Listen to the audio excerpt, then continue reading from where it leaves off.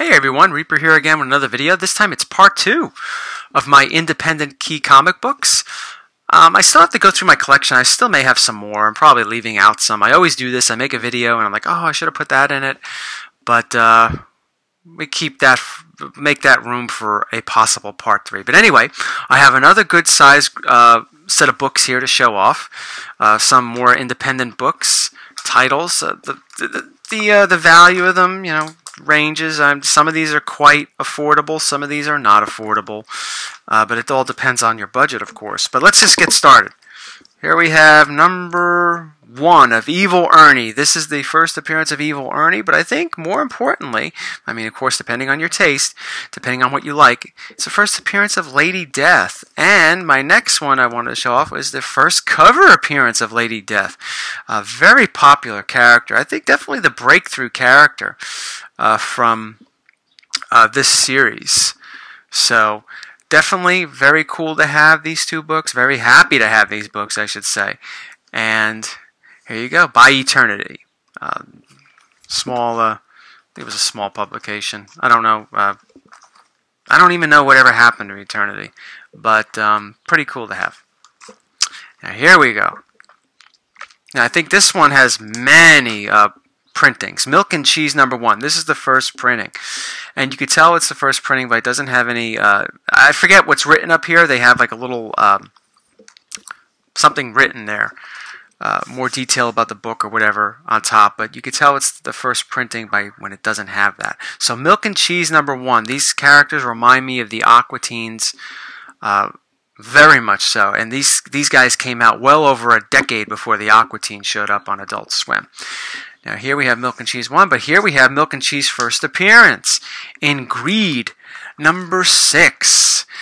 Not impossible to find, but not necessarily easy to find either. Some of these books, these independent books, some of them are really hard to find, or they don't show up as often. They show up, but not as often as, your common Marvel book or DC book or whatever. Another great title. San Diego Comic-Con Comics, well, I would say not title. Another great book to have. San Diego Comic-Con Comics number 2. This is the first Hellboy. Now, I know Dime Press 4, a book I no longer have. I sold it some time ago. But Dime Press 4 gets the credit of sometimes being the first Hellboy because he's on the cover. And yeah, an argument can be made that is the first Hellboy, but I think this one is sometimes widely considered the first true Hellboy since he appears in the comic and comic book form. But we could, we could leave that for debate and all that stuff. But still, a really cool independent book to have. Here we go. Rust number 1. We got the foil version and the non-foil version. What's independent, right? So what's the big deal with these? Well, it is supposedly the first true appearance of Spawn. Now, as I'm filming this, I'm realizing I'm leaving a book out that I might get into the next video when it comes to Spawn. But anyway, it's often argued that this is the first appearance of Spawn. But then again, so is this. Malibu Sun 13. Now, no, this is not the rarer copy with the green error on the back cover. No, I have this one, so I'm pretty happy with this. But yeah, these are all they all tend to be, it's argued which is the first appearance of Spawn. Is it Spawn number 1? Is it Malibu Sun 13? Is it Crusade of Comics number 1? That's the one I left out, but I have it somewhere. Or is it Rust 1? Who knows? But no matter what, they're all, except for Spawn number 1, they're all independent titles and pretty cool to have.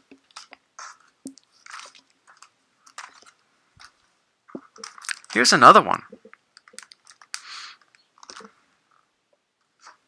Deadline number 1. This is the first appearance of Tank Girl. It's another one that I don't see too often, and it's another one I don't like the size of the book. I just like with Teenage Mutant Ninja Turtles 1, yes, I know that might be a charm, the charm of that book for some, that it's so oddly shaped. It gives it more of that, grungy independent look. And certainly it's a present here with this too, but I just don't like it. It's a pain in the ass to get a bag and get a board to protect it. But anyway, cool book, first appearance of Tank Girl. Got a couple more here. We're going back to Kamiko. I should have put this in my last video with Grendel #1. You got a little bit of a glare there. There you go. A little better. Grendel #1, it's his origin story. It's obviously not his first appearance. His first appearance is Primer 2. I'm told that this is kind of scarce. I don't know. I don't know how scarce it is. But anyway, it's cool to have. It's by Kamiko. And if you see it, if you get it for cheap, I'd do it. Now, I mentioned this in the last video. Caliber presents #1. This is the first appearance of the Crow. Now, I mentioned that even though I like the cover of Crow #1, but I don't like it better than this. That is badass. Look at that. That should have been the cover of Crow #1, but it wasn't. So anyway, another independent title in Caliber presents #1 by Caliber Press. And the last one is certainly not an affordable book, but it is an independent book. It's by Thoughts and Images, and I think some of you already know what this one's going to be. Beto 2. Yes, this is the first appearance of Usagi Yojimbo. Okay, and it's limited to 2,000. There's only 2,000 of these in the world, and I'm one of the lucky 2,000 that has it. So, another independent title for those of you that, I bought this years ago. It was expensive back then, don't get me wrong, when I first purchased it. But over the last year, I mean, this book shot up like, like more than quadruple what I paid for it. So it's, yeah, it's not a very affordable book, but very cool to have if you're obviously a Usagi Yojimbo fan. But that is it for this part. I don't know. I might do a part 3 one day soon. I don't know.